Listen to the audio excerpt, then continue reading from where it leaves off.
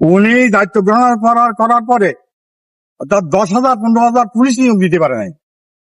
কি ব্যর্থ না? দেশের অ্যাডমিনিস্ট্রেশন কি দেশে ঠিকভাবে চলছে? আপনারা বলেন। হত্যা, দর্শন, গুম হয় নাই? খুন হয় নাই? কয়টার বিচার করছে উনি? কয়টার বিচার করছে? ব্যর্থ। উনি ব্যর্থ দিকে পালাইতে চেষ্টা করতেছে। আমি বলবো পালাইন না, আপনি সহ থাইকা তারা গৃহ সহায়তা জামাত করে নিয়া প্রবর্তন নসুয়া পরে মুসলমান হয়ে যা এবং কোরআন হাদিস মতো দেশ সুন্দর চলবে।